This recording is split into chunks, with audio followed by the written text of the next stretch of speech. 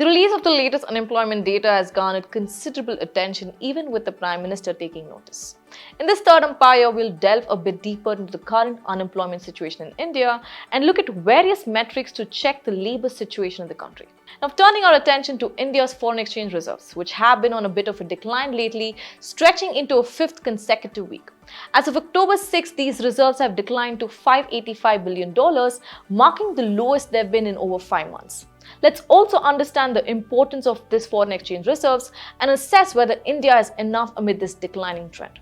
Moving on to a significant global event, China is throwing a massive celebration to mark one of its grandest experiments in engaging with the world, the Belt and Road Initiative. This event has drawn officials and leaders from over 90 countries across the globe to Beijing, all to celebrate the BRI's 10th year anniversary. Now, you might be wondering what exactly is this Belt and Road Initiative, or BRI for short. We'll also delve into this ambitious project of China. Let's begin. You're watching Informed Investor, an initiative by Research and Ranking.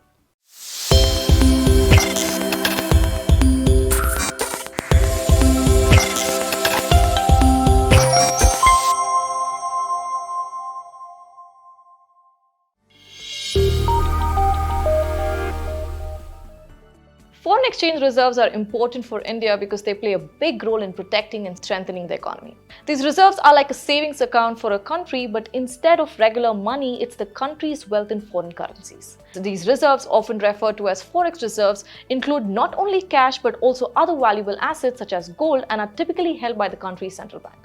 So how does a country build up these reserves? It's a bit like saving money. The key is to spend less than you earn. In the case of a country, they get foreign currencies through things like exports, foreign investments, deposits from non-resident Indians, and also loans from abroad.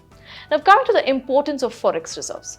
First and foremost, foreign exchange reserves act as a protective shield that helps stabilize a country's currency, especially in times where the value of money can fluctuate abruptly due to external factors or market forces. Now, during crisis, these reserves can be judicially employed to prevent the rapid depreciation of the national currency. For example, currently the Reserve Bank of India has been selling dollars from its reserves to ensure that the value of the rupee remains stable amid soaring global oil prices and the Israel-Hamas conflict.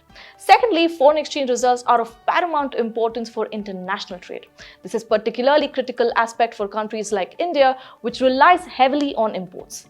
Now, these reserves enable seamless payment, ensuring the trade can continue even during economic downturns.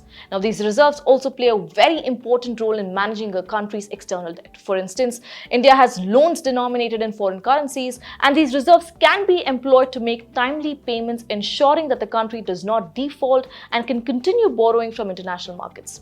Now, moreover, maintaining substantial Forex reserves conveys confidence to international investors, deterring them from diverting their capital to other nations. In a sense, foreign exchange reserves represent more than just money stored away. They signify a country's economic management and its ability to weather challenging times. For an emerging economy like India, maintaining substantial reserves is crucial to ensure the stability of its economy and finances. Now, India's Forex reserves have been experiencing some fluctuations lately, but the country still maintains a substantial reserve cushion to handle any external economic shocks.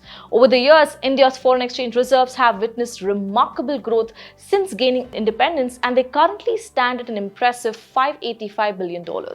Now, a noteworthy aspect of India's foreign exchange reserves is that they have largely built through capital flows rather than huge current account surpluses. While many countries, due to their competitive export markets, typically run large and persistent current account surpluses, India has primarily accumulated reserves through capital flows. Now, this reflects the significance of foreign direct investments, portfolio investments, and other financial inflows in boosting India's Forex reserves. Now, India is also among the select nations whose Forex reserves surpass their Forex debt, with India's foreign exchange reserves ranking the 4th largest globally. Now, to also check the external health of the country, let's also look at import cover. Import cover measures the number of months of imports that can be covered with foreign exchange reserves available with the country's central bank. Now, the import cover in India is an important indicator of the country's external trade stability and its ability to meet its import obligation. India's Forex reserves are large enough to cover almost 11 months of imports. Now, through this data, we can conclude that India's external finances looks good. On the back of strong external position, forex reserves and fundamentals, we conclude that the impact of the current macroeconomic challenges won't put any serious pressure on the economy as such. Unemployment in India continues to be a pressing concern, and it's a topic that's constantly at the forefront of public discourse. As the most populous country with a very diverse labor force, the fluctuations in the unemployment rate garners much attention.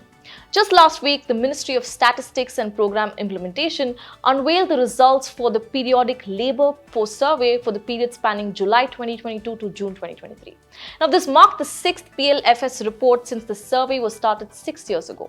First and foremost, it is essential to understand that PLFS collects data through two distinct methods: usual status and current weekly status. In the usual status approach, survey respondents are required to recall their employment details from the past 1 year, while in the CWS method, they must recall employment details from the past 1 week. Now, globally, the practice has leaned towards emphasizing CWS data because the recall for the past week is typically more accurate. So let's focus on CWS data for now. First metric is the unemployment rate, which is quite straightforward to grasp. It essentially reflects the percentage of individuals who are actively seeking employment but were unable to secure a job. As you can see on the chart on your screen, in 2017 to 2018, the unemployment rate for individuals above the age of 15 was 8.7%. This means that 8.7% of the labor force in this age group was without work during that period.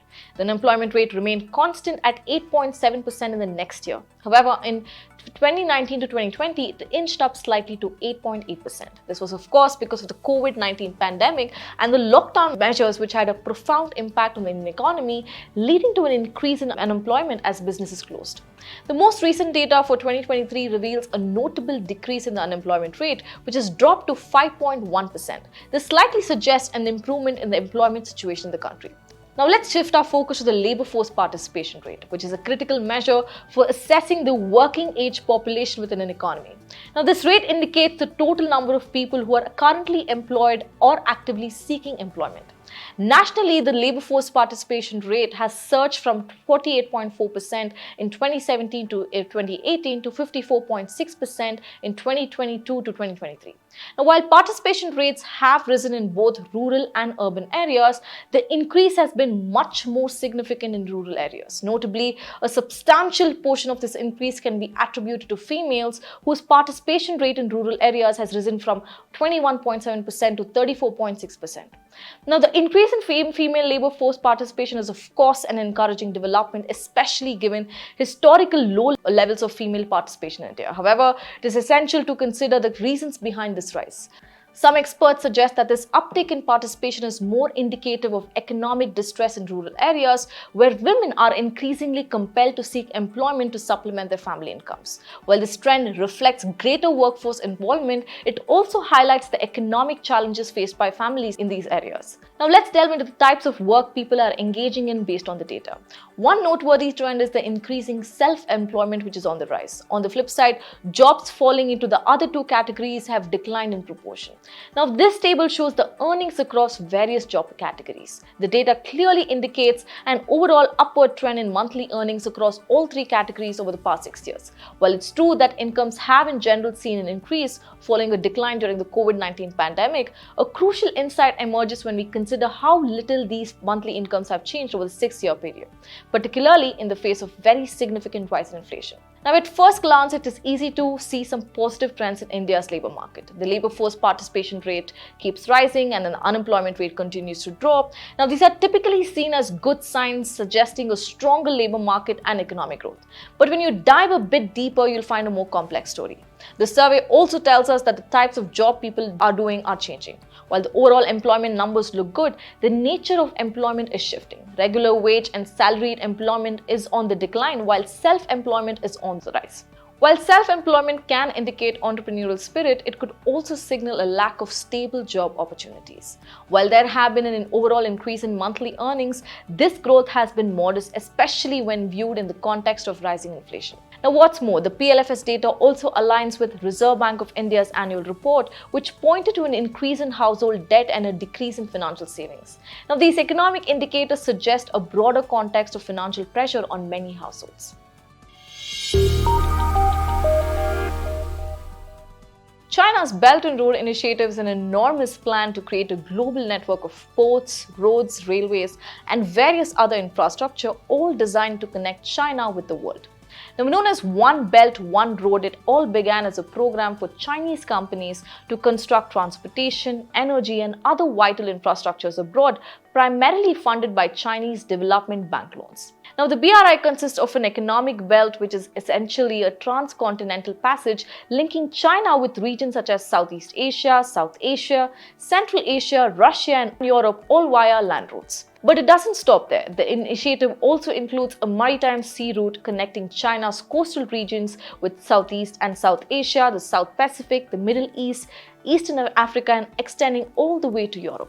Now, the goal here is to facilitate trade, investment, and economic development between China and a multitude of countries and regions. Now, the first decade of the BRI has in many ways been nothing short of a remarkable success stories. Over 150 countries, including a substantial 18 out of the European Union's 27 members, have joined the program. China claims that the BRI has generated 420,000 jobs and lifted a staggering 40 million people out of poverty. Now, throughout this journey, China has emerged as a significant financier of development projects within this massive initiative. According to the Chinese government, they've launched over 3,000 projects in BRI countries, totaling nearly $1 trillion in investment. When we break down this massive investment, the majority of that estimated $1 trillion has been channeled into energy and transportation projects. While the Belt and Road Initiative has brought about substantial development and infrastructure projects, if the numbers are to be believed, it has not been without its fair share of controversies and challenges. China's claim of success in the BRI has been met with questions about sustainability. Chinese development banks provided funds for BRI projects in the form of loans. However, not all governments have been able to repay these loans, leading to allegations from the US and other countries of what they call debt trap diplomacy. Additionally, China often directed contracts to its own companies and in some instances built expensive yet subpar projects that failed to spur economic growth. This has resulted in China transitioning from being the world's largest bilateral lender to becoming its largest debt collector. As a result of these challenges, the BRI's progress has slowed. In its early years, China lent recklessly to poorer countries without conducting proper risk assessments, leading to many of these loans going bad. Now, this has forced Beijing to adopt a more cautious approach. Since 2016, China's foreign lending has been on the decline, with the Chinese president indicating a shift towards small but beautiful investments, marking a significant change in tone for a program that he once hailed as the project of the century. In summary, China's trillion-dollar experiment with the Belt and Road Initiative has undoubtedly become a powerful tool for extending influence for China. However, the critical question remains whether the world is willing to accept a Chinese-led world order. Having said that, this is me, Merlin Sana, signing off. Take care and stay invested. Did you like watching this video? Then download our app, Informed Investor, to watch more such informative and interesting videos.